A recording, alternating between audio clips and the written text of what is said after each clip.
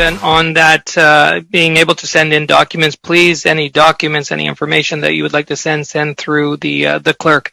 Now we're going to move to questions, and the members are going to have an opportunity to ask the witnesses questions. We're starting with Ms. Ikra Khalid from the Liberal Party. Thank you very much, for 7 Mr. minutes.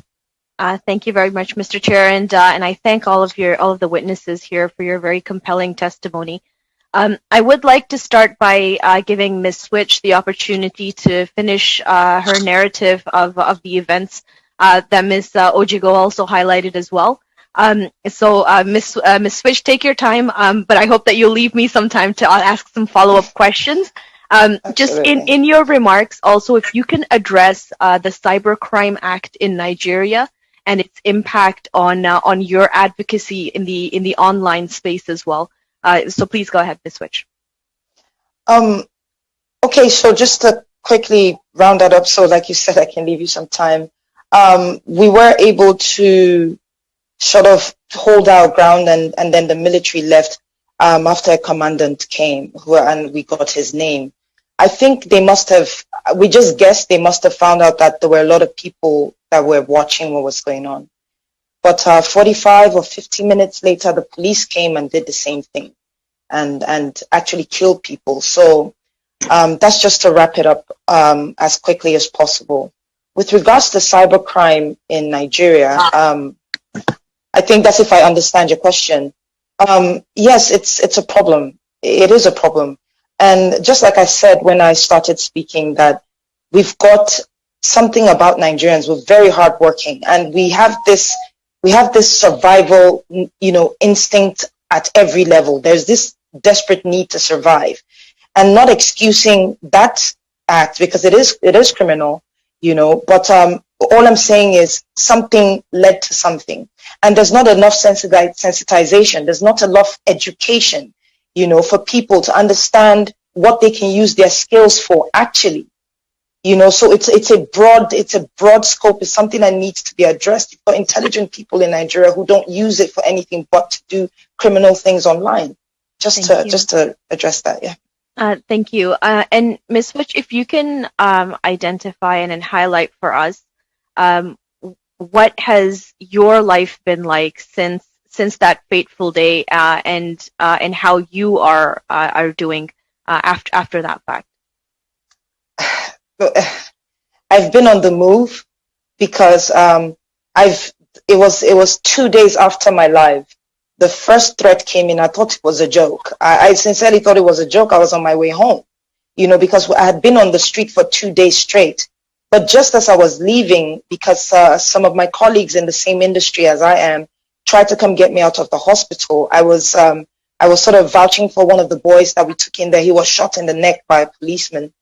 And just as I left, I got a phone call telling me I should please leave the vicinity, that there were military men at the hospital. And I think they found that out because on my story as well, I was thanking the manager of the hospital for letting us into his hospital and for treating us for free. So I think that's how they got that information. So I had to abandon my home. I moved from people's homes, like different places. I stayed in someone's property that they hadn't lived in for a long time. And then just to get out of Nigeria, I made short videos of my trip, just getting to where I am today. And I'm still traveling, so I'm not even done with my trip. And it's like in a forest just to get out of Nigeria. I still, when I put a cotton bud in my left ear, I bleed from there. I have a picture of that as well. I've been trying to document everything. I barely sleep. It's crazy. I can imagine parents who actually can't find their kids now because they've moved bodies. So I don't know. Thank you for sharing that, Ms. Switch. I really, really hope that things improve. I'll turn to Ms. Ojigo with respect to your comments about Amnesty International and your ability to operate in Nigeria. You had mentioned that you've been asked to leave the country. We've seen, and you also mentioned that this End SARS movement is not new. what is different in this instance that has brought such large volumes of protests that has really highlighted this issue within the Nigerian people? Thank you very much. I'll start with your last question. A lot of things have been building up in Nigeria in the last couple of years. So it was in 2017 that the EndSARS hashtag started trending online. Last year, there was a visit by the Special Rapporteur of the United Nations on extrajudicial unlawful killing. And in her preliminary observations, she noted that the lack of accountability in Nigeria for crimes committed by the state officials is actually leading to that we're actually sitting on a keg of gunpowder.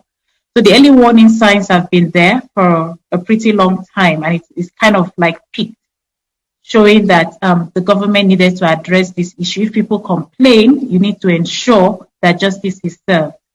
So I guess that when that video on the 3rd of October was trending, people just had enough. And also because that month happened to be our independence month, anniversary month as well. Nigeria is celebrating 60 years of independence. So for young people, it's like, what's the future going to look like? I think there was a lot of mixed feelings celebrating our independence from Britain. So all of this culminated in addition to we're experiencing one of the worst economic recession of all times in recent times. Prices of things have gone up. So people are like, we can't even walk free on our streets. So we need justice to happen. With regards to the threat to Amnesty International, it's by a group that we suspect is being sponsored by the Nigerian military. We've not been able to directly link them together, but we've been having threats. We've been having staged protests in front of Amnesty offices whenever we release reports. And we've noticed that it's always when there's been a report linked to the military, we'll just have protesters in front of our office. And we have videos to show that afterwards they go and share money and then they leave. But why this threat is particularly worrying for us is not because they've asked us to leave Nigeria. They've asked us many times to do that. But because we are coming out of a period where there's been wanton killings and destruction of property across the country. We've been campaigning against the police. Thank you. And so we feel the people that